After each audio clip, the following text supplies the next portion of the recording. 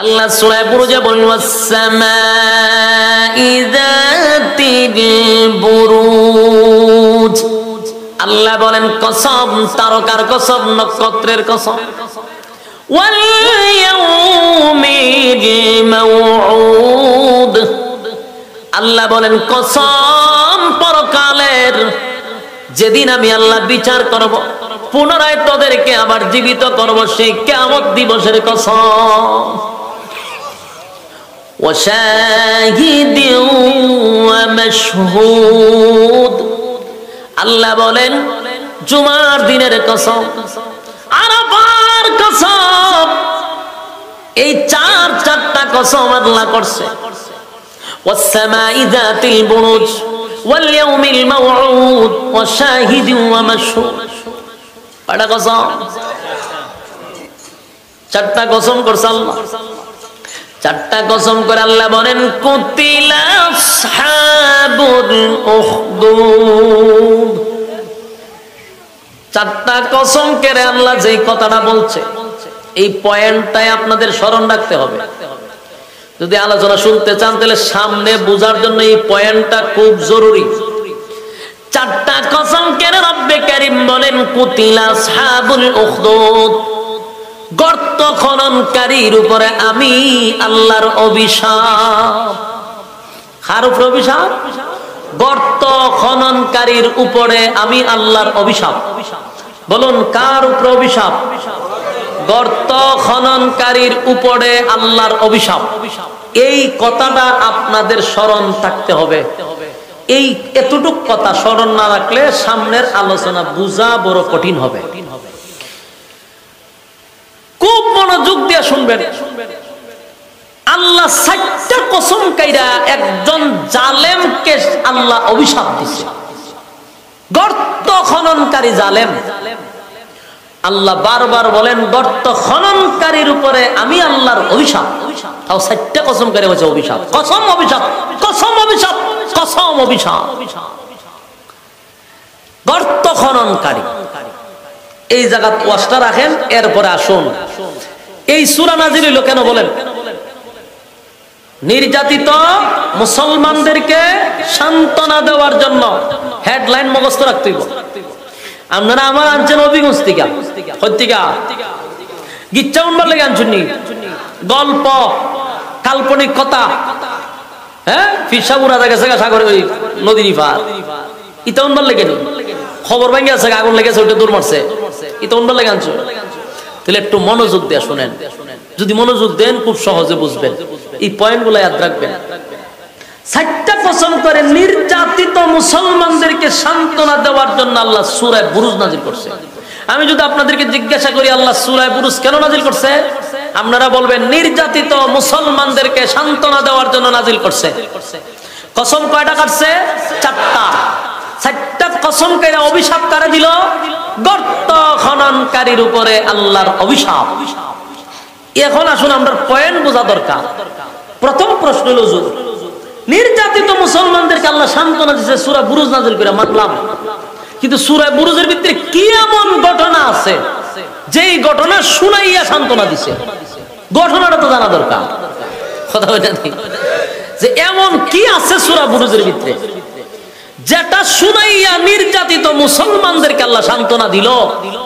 এই ঘটনাটা তো শোনা দরকার।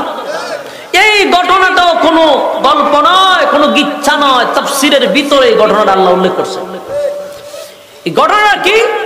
রাসূল দুনিয়াতে আসার 90 বছর আগের ঘটনা। রাসূল দুনিয়াতে আসার কত বছর আগের ঘটনা?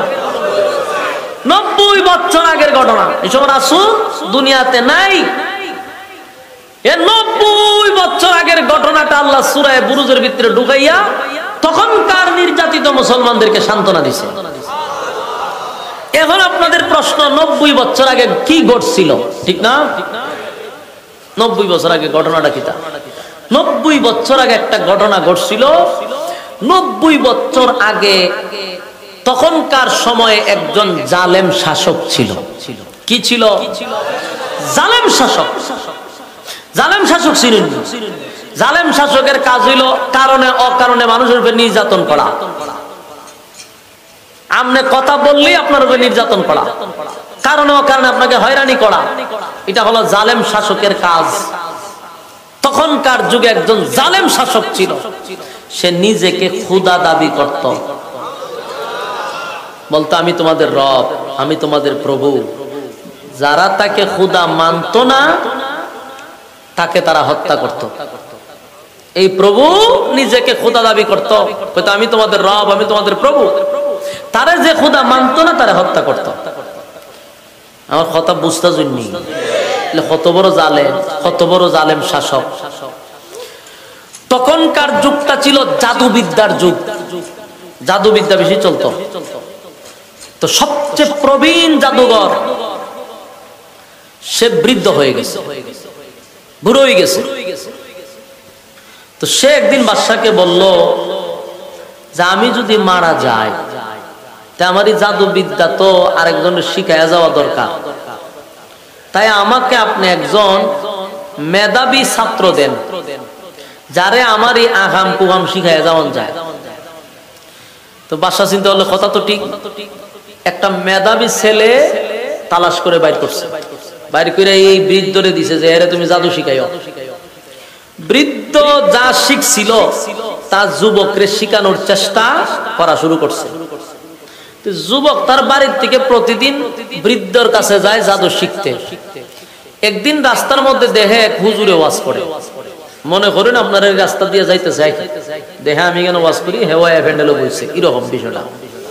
তো ফাদ্রিয়ে ওয়াজ করে, যুবকে জাদুবিদ্যা শিখতে যাবে, মাঝখানে হুজুরের ওয়াজ শুনতে বসছে। ওয়াজ শুনে দেখে ভালোই তো লাগে, খারাপ না, আর একটু বই। এই বইতে বইতে কয়েক মিনিট বসছে, 10-15 মিনিট ওয়াজ শুনছে, শুননা যুবক আবার চলে গেছে জাদু শিখতে। তো প্রতিদিন সে জাদুবিদ্যা শিখতে যায় আর দে হুজুরে বইয়ে ওয়াজ করে। আর তারও হুজুরের প্রতি এমন এক আকর্ষণ ঢুকছে, সেও চিন্তা করলে যে না, হুজুরের কথা বড় মজা, আমি একটু শুনি। দেহে হুজুরে ওয়াজ করে একত্ববাদী খুদার। আর তখনকার মানুষ খুদা মানত কারে? এই কয়েকজনে ওয়াজ বুঝতে যায় আর বাকি সব আমার মুখের ভাই যাই রয়েছে। উত্তর না দিলে বোধ ওয়াজ বুঝুন না, আপনারা ওয়াজ বুঝতে শুননি, 2-1 জন ভাই যে ওয়াজ বুঝতেছে। বাকি দেশের সব জনগণ খুদা মানত জালেম শাসককে।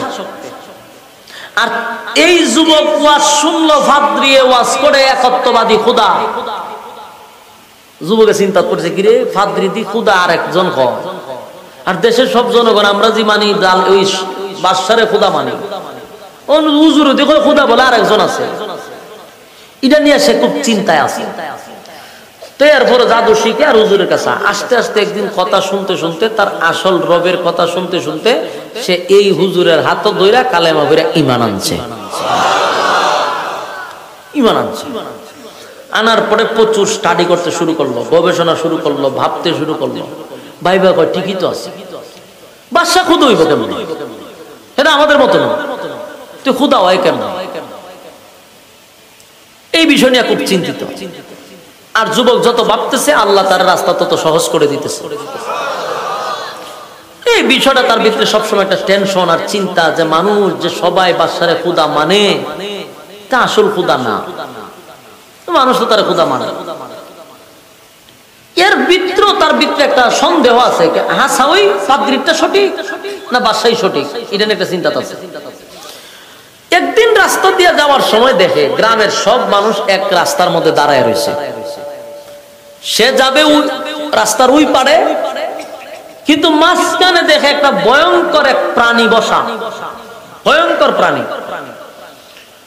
এখন এই প্রাণীর ভয়ে গ্রামের কেউ এই দিকেও আসে না, এই দিকের মানুষ ওই দিকেও যায় না।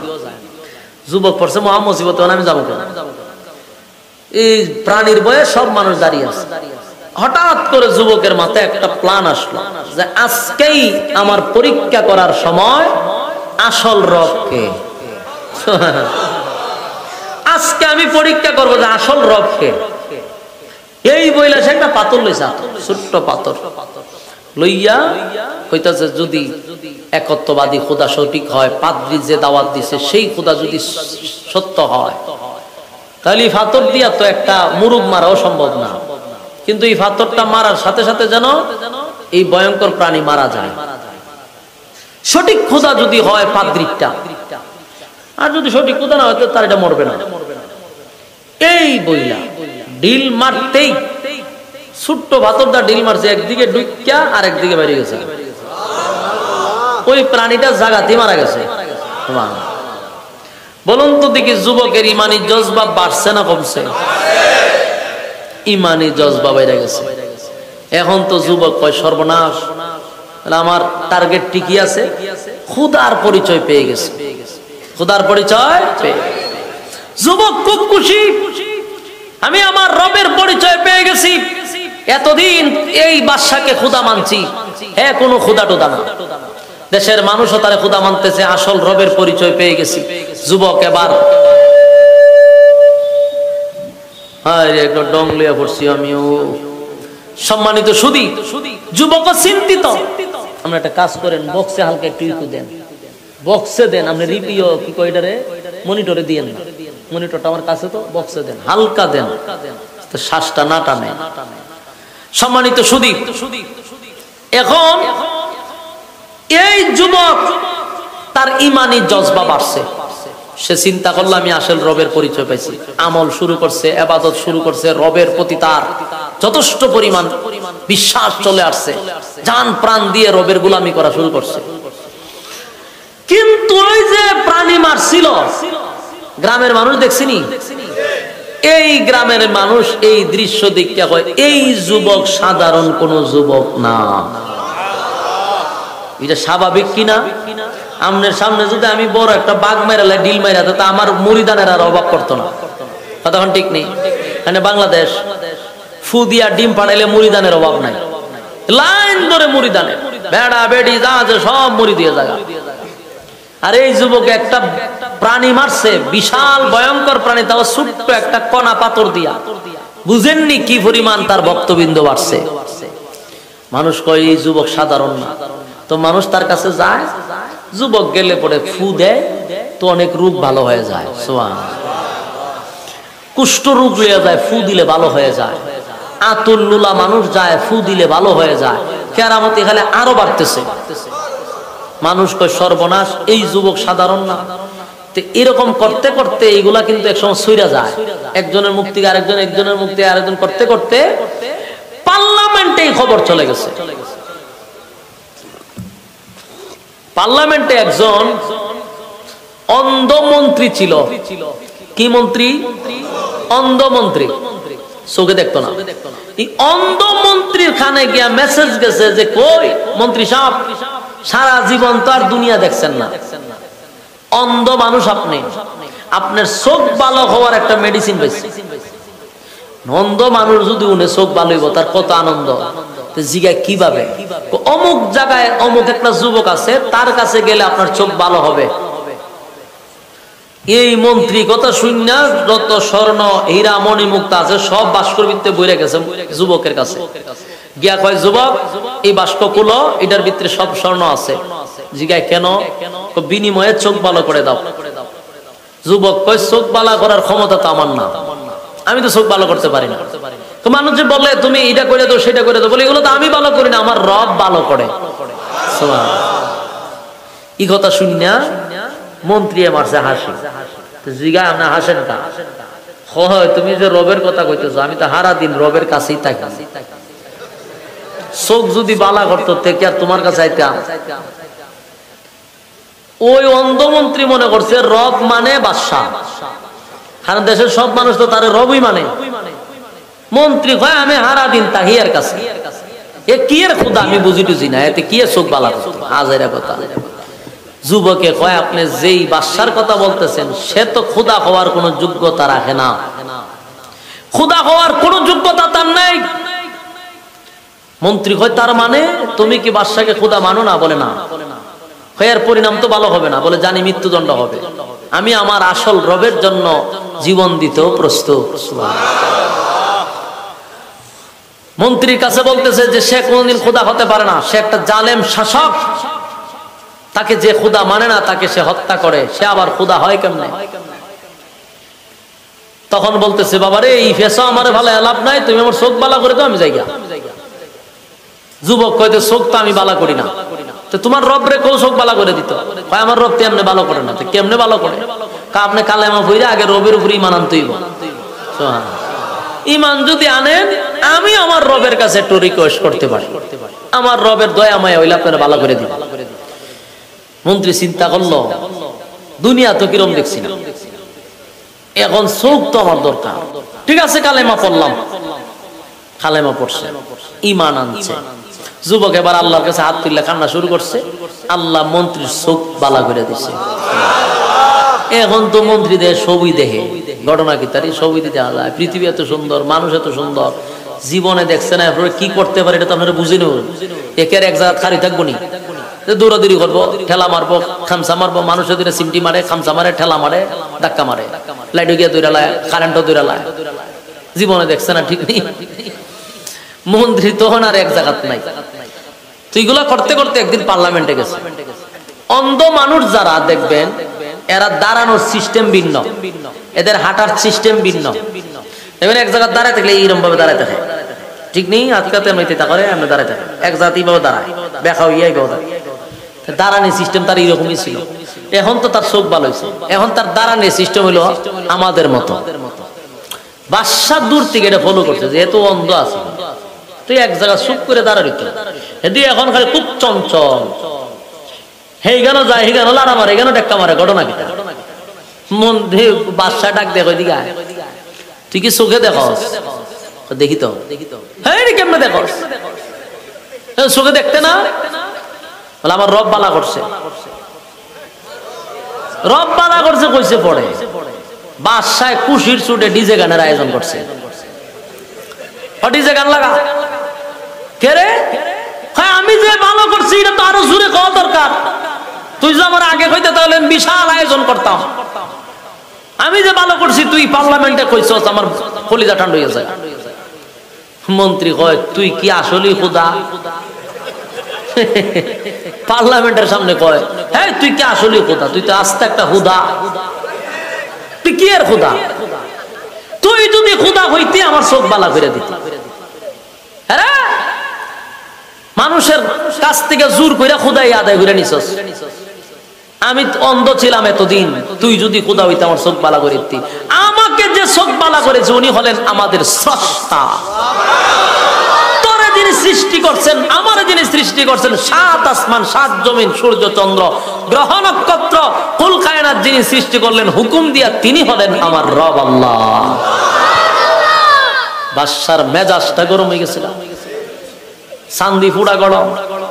তারে খোদা না মানলে সে হত্যা করে, আর এটা তার ইগুতে লাগছে মারাত্মক লজ্জা। এত মানুষের সামনে পার্লামেন্টে বৈশা একজন দেশের বাদশাকে এইভাবে বেজ্জতি করা, অপমানি করা, এটা কি মেনে নিব বাদশা? বাদশা কয় এরে গ্রেফতার কর। গ্রেফতার করলো, এর রিমান্ডে নিয়ে ফিডা, রিমান্ডে নিয়ে মার শুরু করলো। মারতে মারতে মারতে জিগায় কত তোরে কে কালেমা শিখাইছে? ফিডার সোডে হয় আমারে যুবকে শিখাইছে। যুবকরে গ্রেফতার করে আনছে, আইনা যুবকরে ফিডা শুরু করছে। ফিডাইতে ফিডাইতে যুবকরে কত তোরে কেটা কালেমা শিখাইছে? হয় ফাদ্রিয়ে শিখাইছে। ফাদ্রিরে গ্রেফতার কর, ফাদ্রিয়ে তুলছে ফিডা, মানে যে শিখাইছে এর ফিডা। এইভাবে মাইর শুরু করছে। কারণ আমি আগেই বলছি সে কি জালেম শাসক। সে কি শাসক? জালেম শাসক। তিনজনে ফিডাইতে ফিডাইতে লাস্টে কয় তিনজনে তো ইচ্ছা মতো ফিডাইছি, এখন ক তোরা রবকে। তিনজনের কয় রব হলেন আল্লাহ, যিনি আমাদেরকে সৃষ্টি করছেন। বাসকিরে এত ফিডা গেল কো? এমন হইতো না। মন্ত্রীর মাথার উপরে একটা করাত রাখছে। করাত চিনুন না আপনারা? বলার মানুষ গাছ দেখাটে এই করাত মাথার উপরে রাখছে। রাখতে কয় মন্ত্রী যদি তুই আমাকে রব বলে স্বীকার করস ছেড়ে দিব, আর যদি স্বীকার না করস করাত দিয়া মাঝখান দিয়া দুই ভাগ করব। কিতা বুঝলেন? আমরা এখানে যারা বসা, আমি বক্তা সহ, আমরার মাথার যদি একটা খরাত রেখা কয় আমরা একটা টান দিব, আমরা ইমান থাকবো নি? ডাইরেক্ট আমার 14 গোষ্ঠী হিন্দু আছেন, জয় শ্রীরাম জয় শ্রীরাম হয়ে দূর শুরু করবো। ইমান ইগানই শেষ। আমরার যে তালের ইমান, 5 টাকার একটা সার কাছে আমরা ইমান বিক্রি হয়। বাস্তব না বাস্তব? বুড়া বুড়ি আইলে দেখবেন হ্যাঁ চা খাইছে এক চেয়ারম্যানের কাছ থেকে, চেয়ারম্যানের জিগায় বুটটা কারা দিবে, চা দিয়ে আপনি খাওয়াইছেন, বুট তো আপনারই দিব। ই চেয়ারম্যান খালি গেছে আর এক চেয়ারম্যান আইয়া ঢুকছে, হের ভিত্তে জিগায় বুট কারে দিবি, চিন্তা ভাবনা আছে। চেয়ারম্যানের দুধ চা খাওয়াইছে, ও বুট কারে দিবে, আপনারই দিব। ই চেয়ারম্যানও গেছে, এ দোকান থেকে লড়ে না, আরেকজনে ঢুকে দেখে কিরে বুট কারে দিবি, কইতারি না, হতে একটা কফি খাওয়া, কফি খাওয়ানোর পরে জিগা বুট কারে দিবি, আপনারই তো দল লাগে।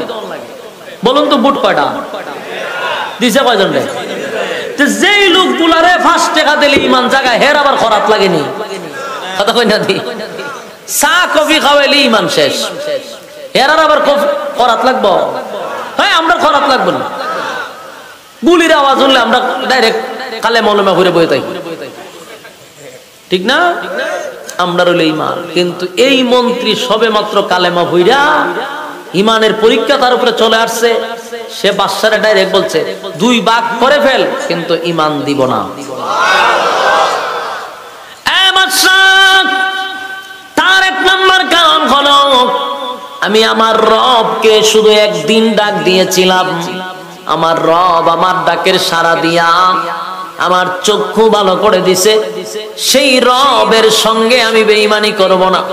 কালেমা পড়ছি তো পড়লাম, ইমান দিব না, প্রয়োজনে রবের জন্য জীবন দিয়া দিব। বাদশার অর্ডারে মন্ত্রীর মাথা 2 ভাগ করা হয়েছে, ইমান দিছে না কিন্তু জীবন দিয়া দিছে। এবার পাদ্রীকে বলে, পাদ্রী বল খোদা কারে মানুষ? বলে আমার রব আল্লাহ যার উপরে ইমান এনে মন্ত্রী মারা গেছে, আমি তার উপরে ইমান আনছি। বাদশার অর্ডারে পাদ্রীকেও 2 ভাগ করা হলো। এবার যুবক রে বলে, যুবক রে 2 জনরে তোর সামনে হত্যা করছে, তুই কারে মানুষ? যুবক কয়, এই 2 জন যার জন্য জীবন দিছে আমি তারে মানি। বাদশা কয়, দেখ এখনো বালা আছে, তুই আমার একবার রব হিসাবে স্বীকার কর, আমি তোরে ছেড়ে দিব, তোরে আমার খুব দরকার। যুবকে কয়, আমার জন্য তাদেরকে মারলি আর আমি বুঝি ছেড়ে দিব ইমান, এর থেকে কোনো কঠিন শাস্তি থাকলে তুই আমারে দিতে পারস। বাদশাকে খুব অপমান করার পরে বাদশার খুব লাগছে, বাদশা কয় তুই এর চেয়ে তোরে কঠিন শাস্তি দিব। 2 পাও বাঁধছে, বাইদা হাত 2টা বাঁধছে, বাইন্দা স্পেশাল বাহিনী দিয়া এই যুবকরে পাথরের পাহাড়ের উপরে নিছে, নিচেও পাথর উপরে পাথর, ও সাত্তিকে সবার সামনে তারা ধাক্কা মাইরা পাথরে ফেলা দিবি, বর্তা হয়ে যাবে। সব বাহিনী তারা লইয়া গেছে পাহাড়ের উপরে, হাত পা বাইন্দা নিয়া ফালাই দিবে। এমন সময় যুবক কয়, আল্লাহ আমার হেফাজত করো আর এই জালেম গুলারে ধ্বংস করে দাও। যুবকের দোয়া গেছে খবর লইয়া, সব বাহিনীরে পাহাড়ের ভিতরে আল্লাহ সিট চালাইছে, বাইরিয়া সব মেরে নিছে।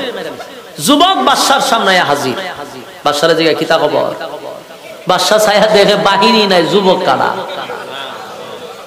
ঘটনা কিতা? তোমার না পাঠাইছি পাহাড়ের উপরে মারবার লাগিয়া, আমার বাহিনী কো? সব বাহিনী বর্ত হয়ে গেছে, তুই এলি কেমনে? কামারে আমার রব বাঁচাইছে। সোয়ান বাদশার মেজাজ খুব গরম, আবার বাহিনী দিয়া গয়ের ধর, হাত পা বান, বাইন্দা সাগরের মাঝখানে নিয়ে ফেলাই দিয়া মাছে খাইল, বড় মাছের মুখ ছেড়ে দিবি। সব বাহিনী তারে লইয়া গেছে সাগরের ভাড়া, হাত পা বাইন্দা বস্তার ভিতরে পড়ছে, সাগরের মাঝখানে নিছে। যুবক আল্লাহ আমারে বাঁচাও, এরারে তুমি ধ্বংস করো। যুবকের দোয়া কবুল, সব গুলারে বাতাস দিয়া সাগরের ভিতরে ফালাইয়া পানিতে চুবাইয়া সব ফিরে মেরে লিছে। যুবক বাচ্চা একদম সুস্থ অবস্থায় বাদশার সামনে হারিয়ে হয়, কিতা খবর? বাদশার জায়গায় কিতা খবর বালানি? বাদশায় তো অবাক, কিরে আমি না তোর সাগরের মাঝখানে পাঠাইছিলাম, আমার বাহিনী কো? সব গেছে মাছের ভেড়া, তো তুই এলি কেমনে? আমার রব বাঁচাইছে। সুবহানাল্লাহ। বাদশার পুরা মাথা গরম হয়ে গেছে, যত বাহিনী পাঠায় সব বাহিনী মারা যায়, হে মরে না। এখন তো টেনশন বেড়ে গেছে, কোনো ভাবে মারতে পারতেছে না, আরো বহু সিস্টেম বাইর করছে, কিন্তু এই যুবকরা মারতে পারে না। লাস্টে গিয়ে ভাও ধরিয়েছে, বাদশাহ যুবকের ভাও ধরছে, তুই দেখো ভাই তোরে কেমনে মারন যায় হোসাই। ভাও ইমান আনবার লেগে না, মারবার লেগে ভাও ধরছে। কত দুইটা ভাও ধরি কত তোরে কেমনে মারন যায়। যুবকের জিগা আমার মারাটা কি তোর খুব বেশি দরকার? বলা হয় কেন? তুই গোটা দেশটারে তুই তোর খুদার পরিচয় দিবি, লাস্টে আমার কেউ খুদা মানতো না, এই যন্ত্রণা আমার ঘুমে ধরে নাইলে তোরে মারি লিতাম। বাদশা কয় তোরে আমার মারা খুব জরুরি, খুব দরকার, তোরে মারতে চাই। যুবক কয় অসুবিধা নাই, মারতে যদি তুই চাস মারতে পারবে, তবে তুই চেষ্টা করলে পারতি না। আমার সিস্টেমে যদি মারতে চাস, আমি যেইভাবে পরামর্শ দিই এই পরামর্শ শুনে যদি মারতে চাস তাহলে মারতে পারবে। বাদশা কয় তুই যেমনি বস এমনি শুনবো, তাহলে একটা কাজ কর, তোর দেশের যত জনগণ আছে সব জনগণে এক জায়গায় জমা করবি, ঘরের মধ্যে কেউ থাকতে পারবে না। মনে করেন একটা কথা বলে, বাংলাদেশের প্রধানমন্ত্রী শেখ হাসিনা যদি বলে যে বাংলাদেশের সব মানুষ তোমরা যারা যেখানে আছো আগামীকালকে ঢাকায় আসবা, কেউ ঘরে থাকতো না। পত্রিকায়, টিভিতে, সোশ্যাল মিডিয়াতে সব জায়গায় নিউজ হইতেছে, গ্রামে গ্রামে মনে করেন মাইকিং হয়েছে, মসজিদও মাইকিং হয়, সবাই বলতেছে আগামী এত তারিখে সবাই ঢাকা যাইতে হবে, কেউ ঘরে থাকতে পারবো না। এত কিছু হওয়ার পরেও আপনারা কি ধারণা সবাই ঢাকা যাইব? আচ্ছা কোন চান, আমি তো কথা বলতে আপনারা বুঝুননি কথা, তো বুঝলে কিতা খন হ্যাঁ অথবা না তো কোন দরকার। আপনারা কি গুরুস্থানের মতো নিরাই গেছেন? হ্যাঁ সব যাইব নি, মানুষ কবে খাই আর খাম না। তুমি কইছো আর আমরা যাওয়ান গা লাগবো, মানুষের খাম খাজ আছে না। কেউ কয়েকজন যাইতে পারে, কেন যাইব? যারা তেল মারুন নিয়ে যাইব, ঠিক না? তেল মারুন নিয়ে যাইব, বাকি এরা কবে আমরা খাম আছে আমরা যাওয়া যেত না। কিন্তু সরকার যদি এই আইন করে বলে আগামীকালকে ঢাকা আসতেই হবে, যারে গরম পাওয়া হবে তারে ক্রস ফায়ার করে মারা হবে, এই অর্ডার যদি চালু হয় কিতাব ওজন কেউ গরো থাকবো? গাড়ি না ফেলে আটটা যাওয়া শুরু করবো, আটটা না যেতে ওই নদীর মাঝখান দিয়ে সাঁতরাইয়া যাইব। কারণ যদি ভাই তাহলে ক্রস ফায়ার করবো, একটা বাঙালি ঘরে থাকবো না। আমার কন্যা দি দেশে একটা মানুষ ঘরে থাকতো না, বাচ্চা কাচ্চা লইয়া কান্দ লইয়া দৌড় শুরু করবো যে হায় তাড়াতাড়ি মাইরা লইব, মরণ ডে ডরায় সবাই। ওই জালেম শাসক এই আইন জারি করছে, যারে ঘরে ভামো তারে মারণ, সবাই একটা নাইবি। তো মানুষও সব লইয়া এক জায়গাতে জমা হয়েছে, সবাই এক জায়গায় আসছে। এবার যুবকটারে একটা স্টেজের উপরে বাইন্দা রাখছে, হাত পাও বাইন্দা রাখছে। এখন যুবকে কয় শোন সবাই আসছে বলে, হ দেশের একজনও বাদ নাই। তাহলে আমি একটা মন্ত্র শিখাবো, এই মন্ত্র তুই বলবি আর আমারে তীর মারবি, আমি জাগাতি মারা যাবো। তবে মন্ত্রটা সবার কানে কানে পৌঁছতে হবে, যদি একজন না শুনে আমি মরবো না। বাদশা কই সব বনাশ, যে ভাবেই হোক মানুষের কানে এটা পৌঁছাইতে হইব। তখন তো মাইক ছিল না, যে ভাবেই হোক কানে পৌঁছাইতে হইব। তো যুবকে বলছে মন্ত্র শুরু করলাম, বিসমিল্লাহি রাব্বিল গুলাম, বিসমিল্লাহি রাব্বিল গুলাম। এই কথা বইলা তীর মারবি আমি মারা যাবো। বাদশাহ বিসমিল্লাহ রাব্বিল গুলাম এমন ভাবে কইছে প্রত্যেকের কানে গিয়ে ফুটছে, বাস তীর মারছে, যুবক স্টেজে মারা গেছে। সুবহানাল্লাহ। শেষ না? শেষ। কিন্তু ঘটনা তো অন্যদিকে মোড় দিছে, ঘটনা অন্যদিকে মোড় দিছে। মাইরা লাইছেন তো হে বাদশাহ মনে হচ্ছে যে শেষ, সব দামা চাপা দালাইছি, সব শেষ, আমার শত্রু শেষ, আমি এখন এককভাবে রাজত্ব করব। এটাই তো বাদশাহ চাইছিল, কিন্তু এই আশা বাদশার পূরণ হইছে না। মায়েরা সারছে, দেশের জনগণ হয় ঘটনা কিতা? বাদশাহ যে খোদা দাবি করে, এই খোদায়ে একটা যুবকরে মারতে পারলো না, কত চেষ্টা করলো। পানিতে ফালাইলেও মরল না, পাহাড়ের উপরে নিলেও মরল না, শুলিতে ঝুলাইলেও মরল না, পাথর মারলো মরল না, কত চেষ্টা করলো যুবকরে মারতে পারলো না। কিন্তু যুবকে মুখ দিয়ে একটা শব্দ বলার সাথে সাথে মারা গেল। ঘটনাটা আমাদের বোঝা দরকার। সুবহানাল্লাহ। দেশের সব জনগণ কয় হ্যাঁ যদি খোদা হইতো তাহলে একটা বন্দারে মারতে পারে না, হ্যাঁ তো ব্যর্থ খোদা, আস্তে একটা খুদা, এখনো খুদা না। যুবক মরার সময় আমাদেরকে একটা মেসেজ দিয়া গেছে, বিসমিল্লাহির রাব্বিল গোলাম। সেই রবের পরিচয় দিয়া গেছে, যেই রবের নাম নিয়ে সে দুনিয়ার থেকে বিদায় হইছে, যেই রবের নাম নিয়ে সে বারবার বেঁচে গেছে, যেই রবের নাম দিয়ে আমাদের চক্ষু ভালো করে দিয়েছে, যেই রবের নাম নিয়ে সে কুষ্ঠরোগ ভালো করে দিয়েছে, সেই রবের মেসেজ আমরা দিয়া গেছে। উপস্থিত 20,000 মানুষ কালেমা পড়ে ঈমান আনছে। একটা জবান বন্ধ রাখবেন, আল্লাহু আকবার। আরো জোরে বলেন আল্লাহু আকবার, আরো জোরে বলেন আল্লাহু আকবার। 20,000 মানুষ কালেমা পড়ে ঈমান আনছে। মারছে কয়জন? এই অতকান বুঝি তুই আজনছে একজন মারছে, তুই একজন বলেন কেন? হারা রাত বলে ইউসুফ আর জুলেহার ওয়াজ করছে, সহালে হুজুর রেগে জিগে হুজুর জুলেহা বেটা না বেডি, তারপরে তুই এই ওয়াজ শুনতেছে। মারলো কয়জন? 3 জন মারছে, একজন না। 3 জন মারার পরে কালেমা পড়লো কয়জন? 3 জনকে কোন অপরাধে মারছিল? কালেমা পড়ার অপরাধে মারছিল। যেই অপরাধে 3 জনকে মারলো, এই অপরাধে আবার দেখা যায় 20,000 মানুষ কালেমা পড়ছে। অহন বাদশার মাথাটা কেমন হিট হইছে কিতা বুঝো? সেখানে বেচারা 3 জনকে সহ্য করতে পারছে না, আর এখন পুরা দেশের সব জনগণ কালেমা পড়ে নিছে। এই বাদশার অবস্থা এখন কি হবে? কিন্তু আবারও বলছি, বাদশা হলো জালেম বাদশা। বাদশা হলো এই জালেম বাদশা, তো নামই জালেম বাদশা। 20,000 মানুষ কালেমা পড়ছে, এটা সে বরদাস্ত করতে পারে না, এটা সহ্য করতে পারতেছে না, কোনোভাবেই মেনে নিতে পারতেছে না। এবার সে সিদ্ধান্ত নিছে 20,000 মানুষ মেরে নেব। চিন্তা করেন এর কি পরিমাণ কুত্তায় কামড়াইছে। হ্যাঁ, ভাগলা কুত্তায় কামড়াইছে না? 20,000 মানে কি দেশের সব জনগণ নিয়ে মেরে নেব। কিসের অপরাধে? এক আল্লাহ মানার অপরাধে হে এখন দেশের জনগণ মেরে নেব। মানে জনগণ মাইরা একলা রাজত্ব করবো, খালি মাটাও। কি পরিমাণ ভাগ হলে এরকম কাজ করতে পারে? সে কত বড় জালেম শাসক, দেশের জনগণ সব মেরে নিত সিদ্ধান্ত নিছে। বাহিনীদেরকে বললো এক কাজ কর, সবটির মেরলাম আমি। বাহিনী গিয়ে কর 1.5 সাল গাড়ি দিয়া বলে 1.5 সাল করো, সব মেরলাম আমি। আমার খোদা মানে না, তো সব জন কালেমা পড়তে সবটিরে মেরলাম। তখন বাদশা তো জিগাইতে, স্যার কি করতেইব? মারার জন্য বিশাল একটা এরিয়া নিয়ে গর্ত খনন করো। কি গর্ত? গর্ত খনন করো। ভাই সিন্নি গর্ত বলুন তো দেখি, আল্লাহ কয়টা কসম করছে? 4টা কসম কইরা কার উপর অভিশাপ দিছে? গর্ত খননকারীর উপরে আল্লাহর অভিশাপ।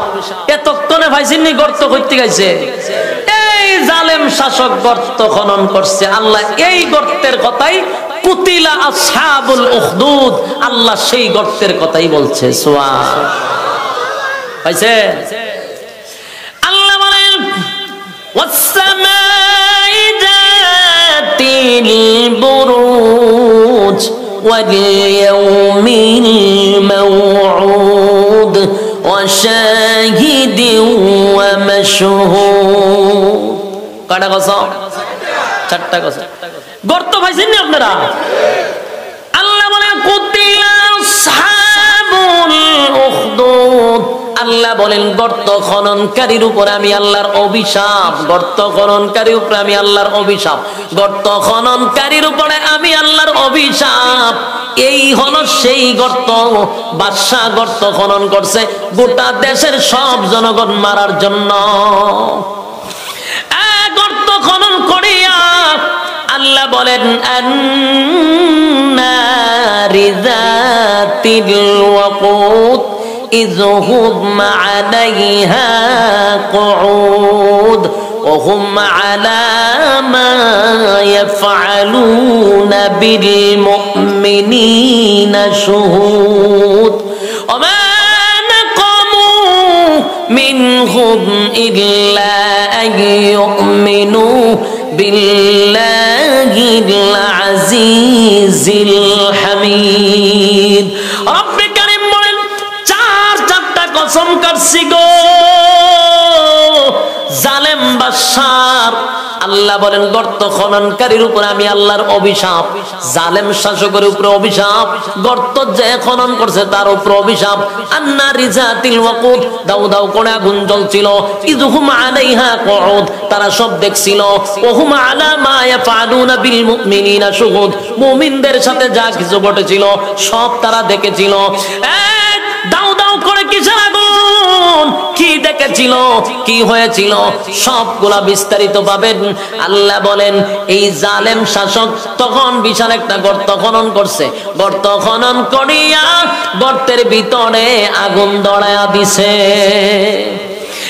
এই জন্য আল্লাহ বলেন আন্নারি যাতিল ওয়াকুদ, ধাউ ধাউ করে আগুন জ্বলছিল সেই গর্তের ভিতরে, কারণ ওই জালেম শাসক গর্তের ভিতরে আগুন ধরায়া দিছে। কি ধরাইছে? জালেম শাসক গর্তের ভিতরে আগুন ধরাইল, গর্তের ভিতরে আগুন ধরাইয়া আগুনগুলি দাউ দাউ করে জ্বলতেছিল। তখন বাদশা অর্ডার দিছে, যারা কালেমা পড়ছে, আমি বাদশাকে যারা খোদা মানে না, আমি বাদশারে যারা খোদা মানে না, সবাইকে দড়ে দড়ে জ্যান্ত আগুনে পুড়ায়া ছাই করে ফেলবি। নাউজুবিল্লাহ। গর্ত খনন করিয়া গর্তের ভিতরে আগুন ধরাইয়া ওই গর্তের ভিতরে আগুন দাউ দাউ করে জ্বলতেছে। আর বাদশার অর্ডারে দেশের জনগণ গুলাকে জ্যান্ত ধরে ধরে ইডাল দিয়া দিয়া আগুনে জ্বালাইতেছে, জ্যান্ত মানুষগুলাকে আগুনে পোড়াইয়া ছাই করে ফেললো। আমি আপনাদের কাছে একটা প্রশ্ন করতে চাই, তারা কি অনেক আগে ঈমান আনছিল না সবে মাত্র আনছে? কথা কন্যা দি, সবে মাত্র ঈমান আনছে রে। সবে মাত্র ঈমান আনার সাথে সাথে তাদের ঈমানের পরীক্ষাও চলে আসছে, আর তারা সবাই পরীক্ষায় উত্তীর্ণ হয়েছে। জোরে কোন সুবহান। জ্যান্ত মানুষগুলাকে দইরা দইরা জালেম শাসক আগুন দিয়া জ্বালায়া মারলো, সবগুলারে আগুন দিয়া পুড়ে ফেললো, আগুন দিয়া ছাই করে ফেললো। ঠিক এই মুহূর্তে একটা মহিলা তার দুধের বাচ্চাটারে লইয়া একটা পাও সামনের দিকে আগায় গো, আর একটা পাও পিছনের দিকে নেয়। মা হইয়া দুধের বাচ্চাটারে লইয়া আগুনে চাপ দিতে চায় না, আগুনের ভিতরে চাপ দিতে চায় না। মা তার সন্তানের প্রতি একটা মায়া মহব্বত চলে আসছে, আর চোখের পানি গুলো ছেড়ে দিয়া কান্দে আর বলে, হ্যাঁ মালিক, আমি যদি একা হতাম তাহলে আমার সব মুমিন ভাইদের সঙ্গে আমিও আগুনে ঝাঁপ দিতাম, কিন্তু মালিক আমি তো মা, আমার কলিজায় তো মানে না, আমি আমার দুধের বাচ্চাটারে লইয়া কেমনে গো আগে আমি আগুনে ঝাঁপ দেই? আমি আমার দুধের বাচ্চাটারে লইয়া আগুনে ঝাঁপ দিতে আমার কলিজায় মানে না। মা হইয়া কোনোভাবেই আগুনে ঝাঁপ দিতে চাচ্ছিল না। ওই বিষয়টা জালেম শাসক সবগুলা ফলো করছে, তাই আস্তে আস্তে মহিলার কাছে জালেম শাসক আইসা বলে, এই মহিলা, আমি বুঝতে পেরেছি, আমার বোঝার বাকি নাই গো, তুমি আমাকে খোদা মানতে রাজি, কারণ তুমি আগুনে ঝাঁপ দিতে পারবা না, কারণ তোমার দুধের বাচ্চা লইয়া আগুনে ঝাঁপ দিতে তুমি রাজি না। আমাকে একবার প্রভু মানো, আমি তোমাকে আগুনে নিক্ষেপ করব না। এই কথা জালেম শাসক বলতে দেরি আমার আল্লাহ ছোট নাবালক এবং নবজাতক শিশুর জবান দিয়া কথা বাহির করে দিছে। শিশু মার কোলে তাইকা ডাক দিয়া বলে, মা গো, জালেম শাসকের কোনো কথা শুনবা না গো মা, এই জালেম শাসকের কথা শুনবা না মা, একটা সেকেন্ড দেরি কইরো না গো মা, তোমার চোখের সামনে হাজার হাজার নারী পুরুষ মালিকের উপরে ঈমান এনে তাদের ঈমানের পরীক্ষা দিয়া ফার্স্ট হইয়া জান্নাতে চলে গেছে গো মা। একটা একটা সেকেন্ড দেরি করবা না। আমি তোমার বাচ্চা বলছি, আমারে সহ তুমি আগুনে জাপ দাও, দেরি কইরো না গো মা, শয়তান ওয়াসওয়াসা দিবে, একটা সেকেন্ড দেরি করবা না। মা তার দুধের বাচ্চার কথা শুই না ইমানি জজবা বেড়ে গেছে, আর পিছনের দিকে তাকায় নাই, বাচ্চাটারে কুলে লইয়া একটা সেকেন্ড দেরি করে নাই, আগুনে জাপ দিয়া ইমানের পরীক্ষায় উত্তীর্ণ হয়ে গেল। একটা জবান বন্ধ রাখবেন, আল্লাহু আকবার। আরো জোরে বলেন আল্লাহু আকবার। এবার চতুর্দিক দিয়া যখন দাও দাও করে আগুন জ্বলছিল, আন্নারি যাতিল ওয়াকুদ ইযহুম আলাইহা কুউদ ওয়া হুম আলা মা ইয়াফআলুনা বিল মুমিনিনা শুহুদ। দাও দাও করে আগুন জ্বলছিল, চতুর্দিকে মুসলমানদের শরীর পুড়ে ছাই হয়ে গেল। আর ওই গ্যালারির চতুর্দিকে কিছু বেঈমানরা এগুলা নিয়ে হাসি তামাশা করতেছিল, মদ্যপান করতেছিল, তারা হাসি উল্লাসে মেতেছিল। এই জন্য আল্লাহ বলেন আন্নারি যাতিল ওয়াকুদ ইযহুম আলাইহা কুউদ, তারা গ্যালারির ভিতরে বসে হাসি তামাশা করছিল। আর সব দেখেছিল মুমিনদের সঙ্গে কি হয়েছিল। আল্লাহ তাআলা গজব দিয়া গ্যালারি সহ সবগুলারে জ্বালায়া দিছে, জালেম শাসক সহ সবগুলারে জ্বালায়া পুরা ছাই করে দিছে। এবার আল্লাহ বলেন ইযহুম আলাইহা কুউদ ওয়া হুম আলা মা ইয়াফআলুনা বিল মুমিনিনা শুহুদ ইযহুম আলাইহা কুউদ ওয়া হুম আলা মা ইয়াফআলুনা বিল মুমিনিনা শুহুদ ওয়া মা নাকামু মিনহুম ইল্লা আইয়ুমিনু বিল্লাহিল আজিজিল হামিদ। রব্বে কারীম বলেন কি এমন অপরাধ ছিল গো, যে অপরাধের কারণে জালেম শাসক সবাইকে আগুন দিয়া পোড়াইলো। এটা একটাই অপরাধ, মুমিনদের কোনো তাদের সঙ্গে কোনো শত্রুতামি ছিল না, একে অপরের কোনো শত্রুতামি ছিল না। একটাই অপরাধ, কেন তারা এক আল্লাহর উপরে ঈমান আনলো, কেন তারা ঈমান আনছে প্রভুর উপরে, কেন এক আল্লাহর উপরে ঈমান আনছে। এই ঈমান আনার কারণেই তাদেরকে জ্যান্ত আগুনে পোড়ায়া ছাই করছে। এই গোটা ঘটনাটা সূরা বুরুজের ভিতরে ঢোকাইয়া আল্লাহ 4টা কসম করে বলেন কুতিলা আসহাবুল উখদুদ। আল্লাহ বলেন গর্ত খননকারীর উপরে আমি আল্লাহর অভিশাপ। এমন ভাবে সবগুলি ঘটনা নির্যাতিত সাহাবায়ে কেরাম, যারা ঈমান আনার কারণে আবু জাহেলের কাছে নির্যাতিত, আবু লাহাবের কাছে নির্যাতিত, তাদের কাছে নির্যাতিত। আল্লাহ রাব্বুল আলামিন তখন সান্ত্বনা দেওয়ার জন্য সূরা বুরুজ নাজিল করে নির্যাতিত মুসলমানদেরকে সান্ত্বনা দিছে। জোরে কোন সুবহান। আমি শুরুতেই বলেছিলাম সূরাটা কেন নাজিল হইল সেটাও বললাম। এবার আসুন, যেই কথাটা দিয়ে আল্লাহ নাজিল করছিল তখন আবু জাহেলের নেতৃত্বে, আবু লাহাবের নেতৃত্বে, উতবা সাহেবের নেতৃত্বে মক্কা নগরীতে যারা কালেমা পড়ছিল সবার উপরে কিন্তু নির্যাতনের স্টিম রোলার চাপানো হয়েছিল। আর আল্লাহ সেই নির্যাতিত মুসলমানদেরকে সান্ত্বনা দেওয়ার জন্যই ওই 90 বছর আগের ঘটনা শোনাইয়া সাহাবায়ে কেরামদেরকে আল্লাহ বুঝাইল, শুধু তোমরা নির্যাতিত না, তোমাদের আগে তারাও কালেমা পড়ে ইমানের পরীক্ষায় ফার্স্ট ডিভিশনে পাস, তোমাদেরকেও পাস করতে হবে। জোরে কোন ঠিক কিনা? এই জন্য সূরা বুরুজ নাজিল করে সান্ত্বনা দিছে সব সাহাবায়ে কেরামরা। সূরা বুরুজ নাজিল হওয়ার পরে তারা তৃপ্তি পাইছে যে হ্যাঁ আমরা ইমানি পরীক্ষায় ফার্স্ট ডিভিশনে পাস করবো। সুবহানাল্লাহ। বলুন আমরা ইমানি পরীক্ষা দিতে পারবো তো ইনশাআল্লাহ? দুইটা হাত তুলে দেখায়া দেয় লিল্লাহে তাকবীর, লিল্লাহে তাকবীর। আতলামের নাত তুলে রাখেন কতক্ষণ সময়। বলুন এতক্ষণ যা শুনছি আমাদের উপরে যদি মুসিবত আসে, আমাদের উপরে যদি ইমানি পরীক্ষা আসে, ইমানি পরীক্ষা দেওয়ার জন্য তৈরি আছেন তো ইনশাআল্লাহ? রাজি আছেন তো ইনশাআল্লাহ?